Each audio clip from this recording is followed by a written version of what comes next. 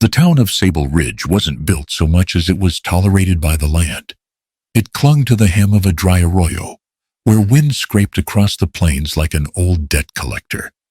Every building bore the same sun-bleached weariness, wood warped with age paint, long surrendered to dust, and windows that blinked against the mud like tired eyes refusing to close. Evelyn Ray Mallory stepped down from the wagon that had carried her and her daughter across 2 states and a lifetime. Her boots sank slightly into the red earth, dry as bone meal, and warm, even though the sun hadn't yet reached its cruelest pitch. The air didn't smell like anything alive, only dust pine smoke far off, and the copper tang of things gone wrong. She tightened her shawl around her shoulders. It was too thin, fraying at the ends. Her dress was once blue, maybe cornflower or ski, but time and circumstance had turned it the color of regret. Junebug barely ate, slid down after her, the girl's cheeks raw from wind, lips cracked. Evelyn gently pressed a hand to the child's back, not to guide, but to reassure. "We're still moving," the touch said. "Still standing." They had no plan beyond this town. Sable Ridge had been a name on a map, circled in desperation and little else. The last town had offered nothing but stairs and a sheriff who'd asked too many questions with too sweet a smile. This place, this brittle, sun-bitten place, wasn't likely to be kinder, but Evelyn had run out of elsewheres. Wind cut through the street like it had business here. It lifted skirts, whispered grit into eyes, turned free faces away. And the silence wasn't peace, but something tighter. Held breath, stored judgment. Evelyn squared her shoulders, adjusted the satchel on her hip, the one with the last apple core, a broken locket, and Junebug's folded drawing of a house with a crooked chimney. She didn't know what she'd find in this town, only what she'd left behind. And though she wouldn't say it aloud, her steps were heavier now, not from fear, but from the unbearable weight of needing this place to not spit her back out. The pawn shop sat near the edge of town, beside a leaning post office and a saloon that hadn't yet decided if it was open or abandoned. Its windows were thick with grime, the kind that blurred the world just enough to make people forget what they'd given up. Evelyn stepped inside, with Junebug trailing quiet behind her. The air smelled of rust tobacco and the slow rot of things once loved. Behind the counter stood a man with slicked hair and a mouth already half curled into disdain. He didn't look up right away, just kept thumbing a ledger like it owed him something. Evelyn reached into the small pouch tied at her waist and pulled out the trinket, her wedding brooch, silver tarnished, shaped like a sparrow mid-flight. It had been her mother's, once, then hers. A piece of history pinned to dresses, dreams, and years that no longer spoke to her. "I'd like to trade," she said, her voice as steady as she could manage. The man took it without ceremony, turned it once in his fingers. "Pretty," once he muttered. He glanced up, eyes raking over her frayed shawl, dust-caked boots, lips pressed thin to keep pride from falling out. "Got stories behind it?" he asked, not because he cared. No. He smiled, not kindly. "Then it's just metal. I'll give you 10 cents. Could melt it down with the rest of the forgettables." Evelyn felt the heat rise to her face. Not rage, not shame. Something quieter, like grief with splinters. She took the coin without a word. Behind her, Junebug clutched her drawing tighter, watching as her mother folded away the past for less than the price of a tin plate. When they stepped back into the wind, it caught Evelyn's skirt and lifted the dust behind them, like a trail they couldn't help but leave. The sheriff's office loomed over Main Street, like a father that never learned gentleness, tall, square, and watching. Evelyn hadn't meant to walk past it, but Sable Ridge was a town built in loops, not lines. Every turn led back to something you meant to forget. She felt him before she saw him, the way animals do before a storm. The air tightened. A boot heel struck boardwalk with a rhythm she remembered from nights when she'd held Junebug tighter and prayed silence would be mistaken for absence. Evelyn Ray came, the voice too smooth to be friendly. Sheriff Amos Bricsby wore his badge like a coin nailed to his chest, shiny but shallow. He stepped out of the shadow's hat, tilted smile dry. "I thought ghosts only walked at night," he added, spitting tobacco near her boot. "But here you are, flesh and scandal." She didn't speak. Not because she had no words, but because she had too many. And none of them would land safely.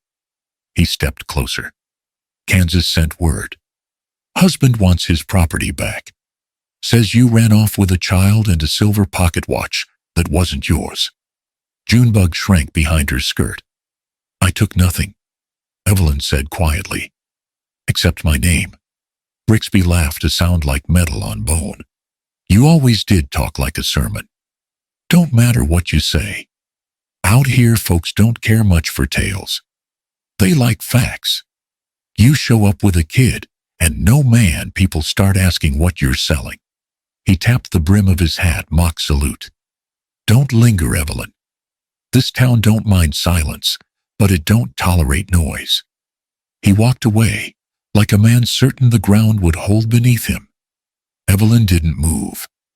The wind howled down the alley behind her, cold and hollow. She didn't sleep that night. They stayed in a shed behind the blacksmith's barn. Evelyn sat upright, Junebug curled beside her, drawing on scraps with a stub of charcoal. A house with smoke, a man with long arms, a fence unbroken. She remembered the name Hollow Wind Ranch, spoken in a whisper at the pawnshop, like a curse or a warning. Land owned by an Apache half-breed, people said. No family, no welcome, no return. But sometimes you walk into the fire, because the smoke behind you is thicker. By morning, she tied up her boots, brushed ash from her skirt, and lifted Junebug into the wagon seat. Her hands trembled only once, when she looked back at the town. Not for fear, but because she was done asking. The road to Hollow Wind wasn't a road at all, just two wagon ruts carved through ochre earth, winding between sagebrush and sorrow. By midday, the wind had died to a hush, as if the prairie itself were holding its breath. Evelyn's hands were blistered from the rains, her lips split from thirst, but she didn't stop. Not when the hills gave way to a wide, flat plain, and not when the outline of a house rose like a scar against the sky. The ranch was barely a thing at first glance. A low, slant-roofed cabin bleached near white from sun and time. The chimney leaned as if burdened by its own smoke. Fence lines zigzagged through the grass, like a drunkard's oath, half standing, half forgotten. A barn, red once, now the color of old wounds, crouched at the edge of a dry pasture, where a few gaunt cattle nosed at brittle tufts. Evelyn pulled the wagon to a halt. Junebug stirred beside her, groggy from sleep, and rubbed her eyes. "Is this it?" the girl asked, voice no louder than the wind had been. Evelyn didn't answer. She could feel it again, that heavy silence. Not hostile, not welcoming either. Just watching. The barn door creaked open.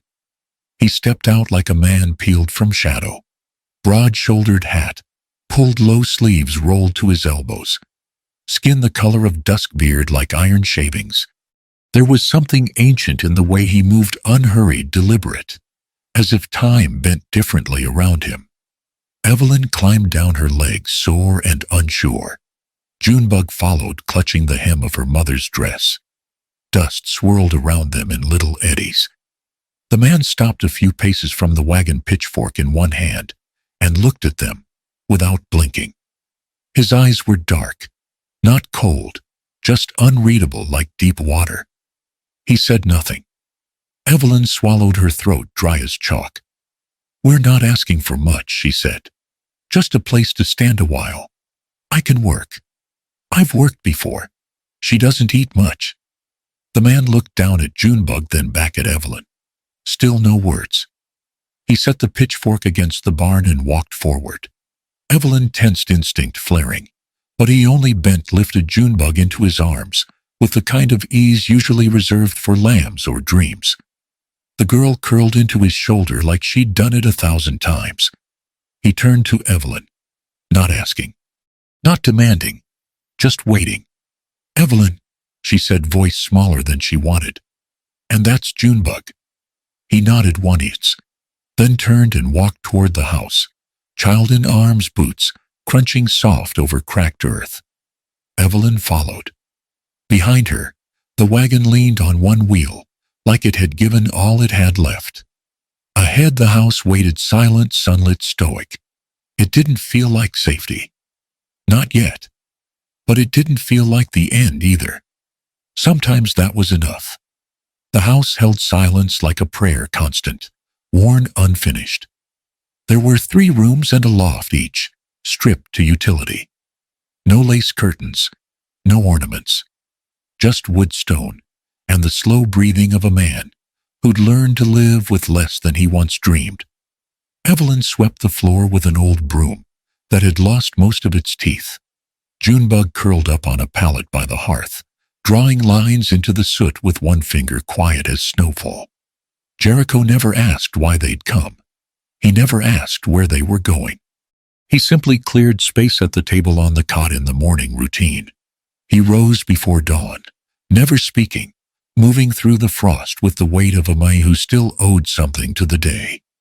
Evelyn would watch from the window as he split wood, each swing of the axe clean, controlled, like he was slicing pieces off a past that wouldn't burn unless he made it bleed first. At night, he sat by the fire sharpening a long-handled knife with slow, rhythmic strokes. The sound, stone against steel, was not threatening, but familiar, like someone tending to old wounds, not preparing for new ones. She watched the way his eyes never lingered, never intruded. But they missed nothing. Not the way Junebug chewed her sleeve when nervous. Not how Evelyn winced when lifting heavy buckets. He didn't comment. He simply placed things closer, lighter, more manageable, subtle offerings that said, "I see, but I won't ask." Evelyn found herself breathing easier in those silences he sees. Not because they were empty, but because they weren't demanding. In the evenings, she sat sewing near the window, the lantern glow soft against her fingertips. Jericho worked leather straps at the table. They shared space like 2 ghosts, slowly remembering the shape of being alive. Neither owed the other anything. But something unspoken had begun to settle between them. Not comfort, not yet, but a kind of truce. The dreams came in pieces like broken mirror shards hidden beneath sleep. Some nights, Evelyn dreamt of lilac soft petals in spring wind, the way her mother's hands would wrap bouquets in old linen.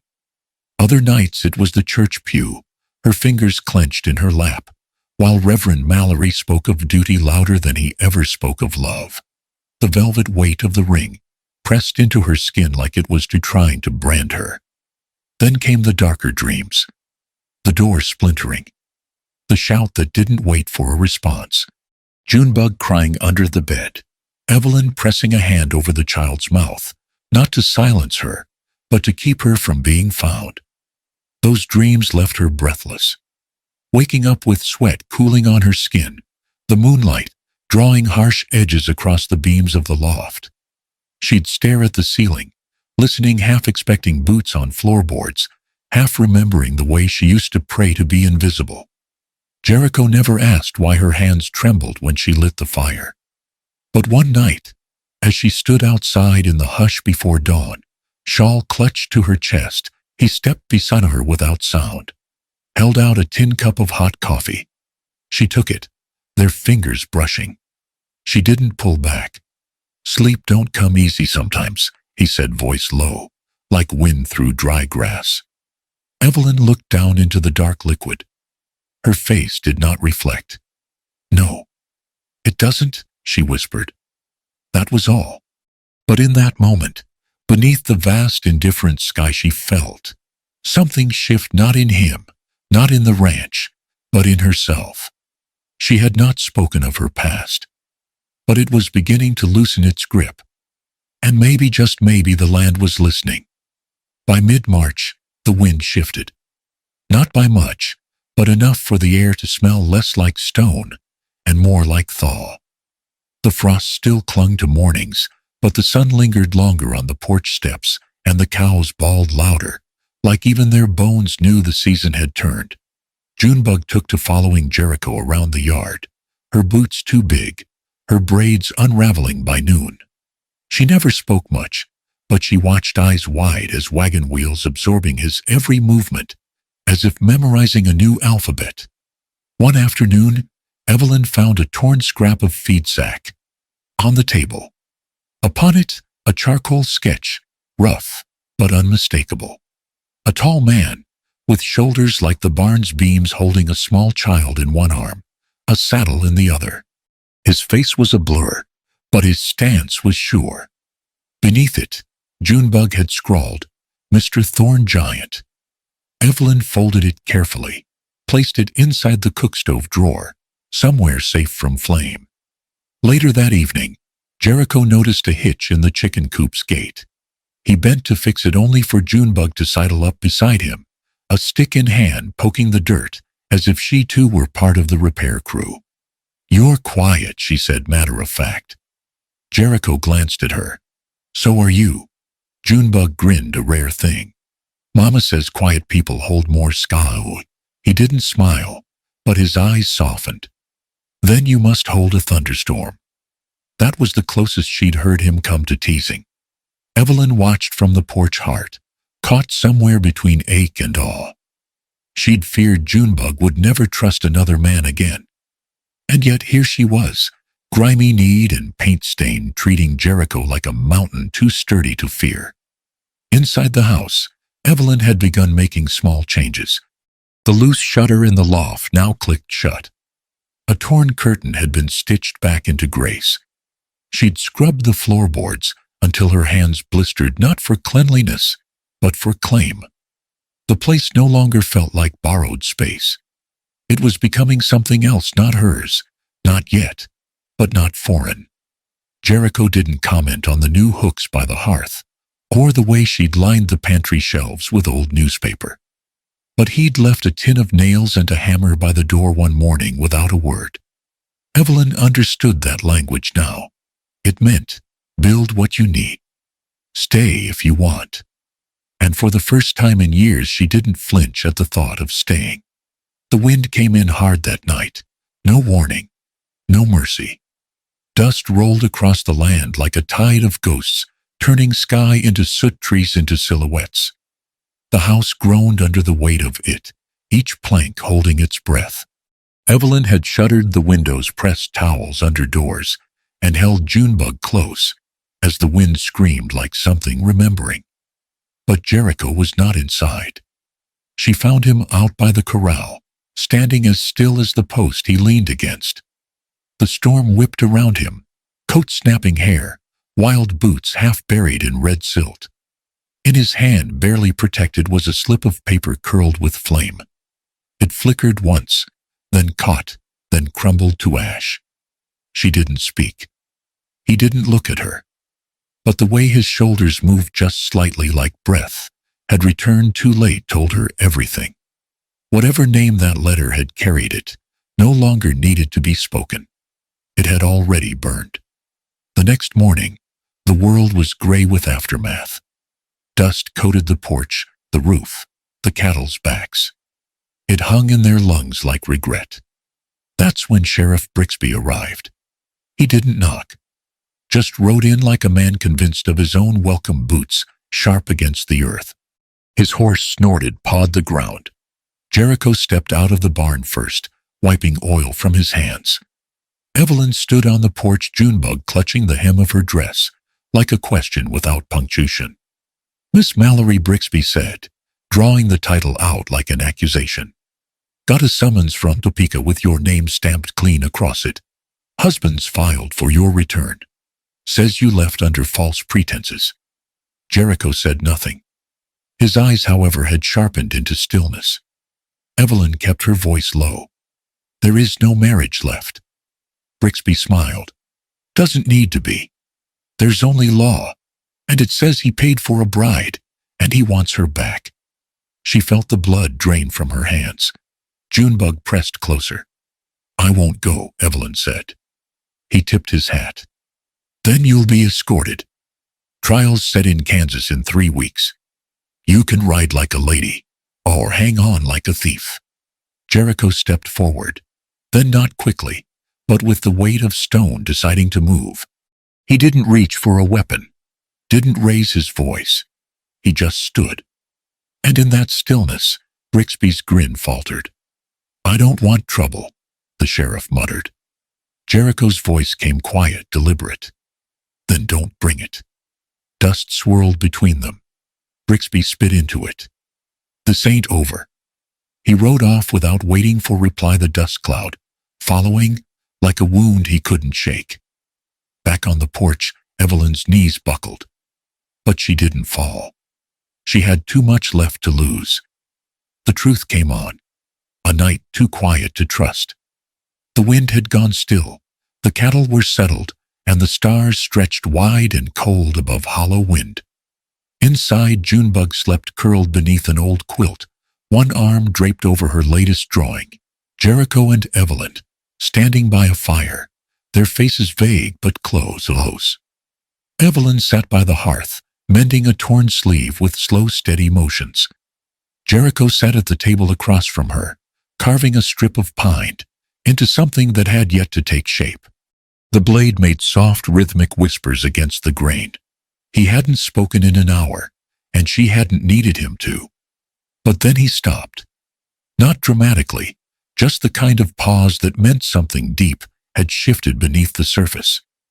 "I had a brother," he said. Evelyn looked up. Needle paused mid-stitch. "Wyatt." She waited. Jericho didn't lift his eyes, just kept his hands still resting atop the unfinished wood. He was younger, quicker with a joke, took to horses like breathing.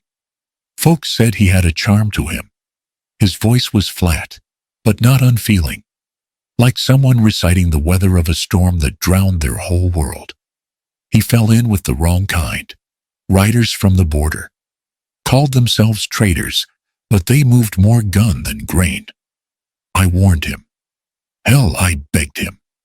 Jericho's jaw tightened, a muscle jumping near the scar beneath his chin. Evelyn folded her hands in her lap, the needle forgotten. One winter, I left to scout a route for spring grazing. Just 3 days. When I came back, the ranch was fire and smoke. My father, mother, my uncle's girl, they were all still inside. He'd led them straight here. And when the fire took hold, he ran. The silence after those words was heavier than any sermon Evelyn had ever heard. He came back 2 weeks later, said he didn't know they'd follow him, said he thought they'd only take what they needed. Jericho finally looked up. His eyes were calm but hollowed, like someone who'd dug a grave and never stopped climbing in. I buried them with my own hands. Every one. Evelyn didn't speak. Her throat felt thick. Not from fear, not even from sorrow, but from the ache of recognition. Pain, when unshared, festers. But this pain, this story had lived in Jericho, like a wound sewn shut too soon. And now it bled not to harm, but to heal. She reached out, not touching, just closing the space between them. I'm still here, she said. And for the first time, Jericho nodded, as if that meant something more than survival. Word always moved faster than wind in Sable Ridge. By the time the week turned, folks had already chosen sides, though no one said it plain. Some left pies on the Cutter porch or dropped off feed by the gate, with a shrug that said, not picking sides, just helping. Others crossed the street, when Evelyn passed, their glances sharpened by Cordelia Hatch's whispers or by the sour warnings of Luther Gaunt, whose grip on the town's purse strings made his opinion carry more weight than it deserved. The general store stopped offering credit. The pastor didn't return Evelyn's nod at Sunday market. And Luther had begun holding meetings in the saloon back room, where voices carried through the slats, like angry ghosts debating scripture and property law. Jericho didn't flinch. He fixed fence posts, like nothing had changed. rode the north line each morning like habit was stronger than tension. But Evelyn saw it in the way his shoulders stayed tighter longer, and how he counted the nails left in the shed. And Junebug felt it too. She grew quieter in town, drew more when they returned home. One evening, she handed Evelyn a folded page torn from the butcher's wrap. The sketch was childlike but haunting. A boy with wild hair and frightened eyes, arms outstretched toward a house caught in flame. His fingers not reaching to escape but to hold the fire. Jericho saw it from across the room. He froze, then walked out without a word. Evelyn traced the lines with a thumb soft and slow. "Who's he, baby?" she asked. Junebug chewed her lip, then said, "I don't know. He just feels sad." The paper smelled faintly of salt pork. Evelyn tucked it into the Bible she hadn't opened in months. She didn't pray, not anymore, but sometimes she still needed a place to keep things that hurt. That night, the wind came soft and strange through the rafters. Not threatening, just unsettled, like something half-buried shifting in its sleep. They called it a hearing, but it felt more like a hanging without rope. By mid-morning, the benches of Sable Ridge's small clapboard church had filled some with townsfolk, curious, for scandal others, with arms folded like judge and jury, had been chosen before sunrise. Sunlight poured in, crooked through warped glass, falling in strange angles across the floorboards, painting no one innocent. Cordelia Hatch stood at the front, like scripture made flesh. Her hands folded over a leather-bound Bible, lips pursed not in prayer, but precision.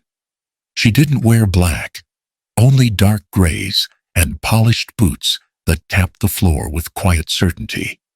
Evelyn sat alone, flanked by silence. Jericho hadn't come inside. He'd offered to stand beside her, but she had shaken her head. This was her reckoning. He had already survived his. Cordelia's voice rang out smooth and clear. "Sable Ridge is a town of order, of decency. We do not condemn hardship, but we must call truth by its name."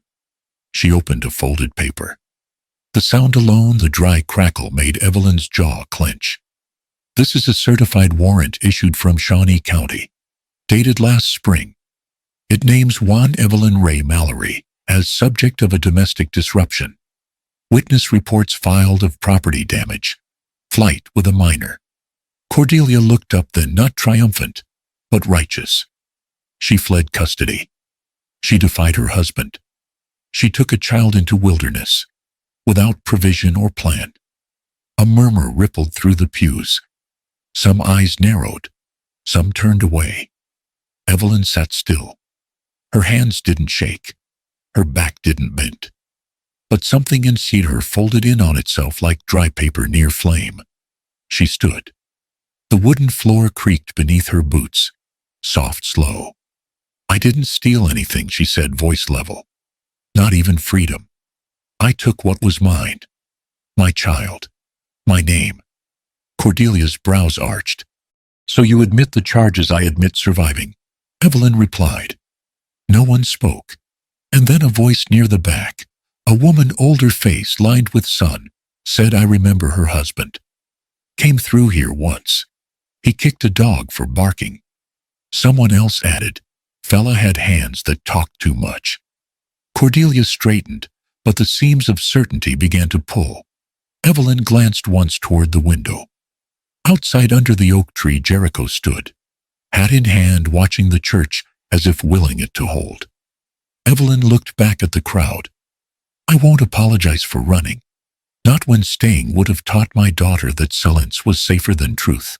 She paused, let the words settle like dust in still air. And this time no one answered. The letter came folded inside an old feed sack, smudged with dirt corners, singed like it had barely survived some reckless fire. Boone, the stable hand who'd once run errands for Luther Gaunt, brought it in the next evening, hat clenched to his chest like confession. He didn't say how he'd gotten it, just that it wasn't meant to be found, and now it needed to be seen. Jericho read it first. "Aoni. standing in the barn with only the lantern swinging above, casting gold across the rough timber, and the lines deepening on his face. When Evelyn entered, he didn't speak at first, just handed it to her. The ink was faded, but the signature at the bottom had survived Wyatt Thorne. In the uneven script, Wyatt confessed to striking a deal with Bricsby Safe Passage, a cleared record, in exchange for a cut of stolen supplies and intel on ranches too remote to defend. I never thought he'd come with fire, Wyatt had written, but I saw the glint in his eye when he asked if your ma still slept by the stove. Evelyn read it twice. The words pulsed in her chest like a second heartbeat, sick echoing. So it hadn't been only betrayal. It had been premeditated loss. That night, before they could breathe, the fire came again, this time lit by Gaunt's own match. It started in the hayloft. Dry grass went up, like a promise broken. Flames snapped through the rafters, as if hungry for more than wood. Jericho was already inside, trying to drive out the panicked horses, when Evelyn saw the smoke rise black against moonlight. She didn't scream, didn't hesitate. She wrapped Junebug in wet rags, told her to run to the creek and not look back, and sprinted toward the blaze. The barn roared. Heat curled her lashes, sucked the breath from her lungs. Inside, Jericho struggled with a kicking mare, trying to lead it through the smoke. She grabbed a rope, looped it, and together they pulled. Horse first, then him. They stumbled into the dust-strewn yard, coughing, soot-streaked, trembling, but alive. Behind them, the barn groaned, flamed bright, then collapsed like something giving in at last. Neighbors arrived minutes too late, and Gaunt was nowhere to be found. Evelyn knelt beside Jericho, her hands shaking not from fear, but from the rush of knowing what almost was lost. He looked at her through smoke-stung eyes, and for once spoke without pause. "You came." She nodded, tears carving clean tracks down her cheeks. "Of course I did." The wind shifted then, and for the first time it brought the scent of rain. The land looked older in the morning light. Ash clung to the fence rails like frost. Smoke curled from the blackened bones of the barn, not rising, sawing, just hovering, as if unsure whether to stay or leave. What had stood for 20 years had fallen in one night, and yet the ranch didn't feel broken. It felt cleared. Junebug stood barefoot on the porch, arms wrapped tight around herself, face wet with something older than fear. She wasn't crying for the barn. She was crying because Jericho had walked back through that fire, and Evelyn had followed him in. Children feel the weight of such choices, even when they don't yet have the words. Evelyn crouched beside her, brushed soot from her cheek, and held her until the sobs eased into silence. Then the wind shifted. It wasn't fierce, not the howling kind that tore at shutters or scattered dreams. It came soft, then cooler, and with it, the scent of something long lost. Rain's the first drop landed on the porch rail, with a sound like a breath being taken. Then another, then dozens, each one gentle like fingers tapping to check if it was safe. Junebug looked up, eyes white. "It's raining." Evelyn stood slowly, lifting her face to the sky, letting the droplets streak down the soot on her skin. The world around them shifted color. The ash turned to mud. The air thickened, richer. The trees, those that had survived, seemed to lean forward, grateful.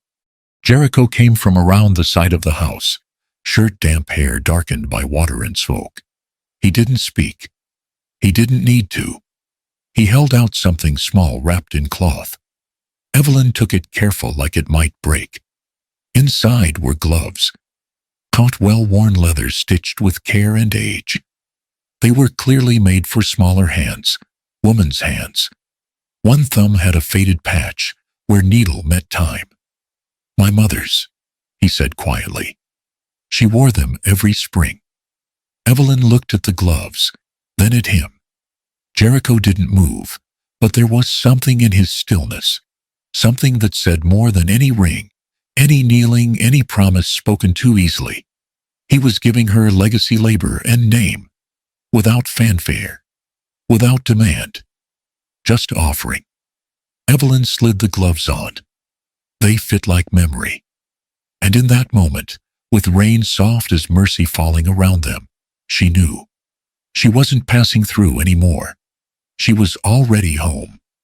3 days after the fire, Jericho hung the new sign. He carved it from the salvaged barn door, sanded smooth where flame hadn't touched. The letters weren't fancy, just clean-cut deep enough to catch shadow. He nailed it to the front gate, where the wind always came through first. Hollow Wind Ranch Home, if you believe. No last names, no titles, no declarations. Just that simple sentence, trembling with truth. Evelyn stood at the threshold when he hammered the final nail. She didn't ask if he meant her. She didn't need to. She felt it in the way he paused after each strike, like he was anchoring more than wood. Like he was writing over something that once only knew grief. That afternoon, Junebug sat cross-legged on the porch with her tin box of colored chalks, half of them broken, all of them precious. Her hands moved with quiet purpose, brow furrowed in the kind of concentration that didn't need praise. When she finished, she handed the paper to Evelyn and crawled into her lap. The drawing was simple. A house with crooked eaves, a fence line with gaps, rain falling in wide, soft strokes. And under the porch roof, 3 figures, one small with wild braids, one tall with squared shoulders, one seated in the center, hands outstretched to hold the others close. No faces, just togetherness. Evelyn traced the shape of her own form in the picture and found her heart catching in her throat. "It's us," Junebug said. Evelyn nodded. "Yes, baby. It is." She looked out at the rain-soft land where green had begun to rise timidly through the ash, where the barn would be rebuilt, not because it must, but because something had survived worth sheltering. That night, as dusk bled into a slate sky, she laid Junebug down with the drawing tucked under her pillow. Then she returned to the porch where Jericho sat whittling wood by lamplight, steady and calm. She didn't speak. She didn't need to. She sat beside him, pulled the gloves tighter on her hands, and began sanding a splintered beam from the porch rail. They worked like that until moonrise, 2 people choosing the quiet kind of love, the kind you build with calluses, not vows. And outside, the sign creaked gently in the breeze, as if the land itself had begun to believe.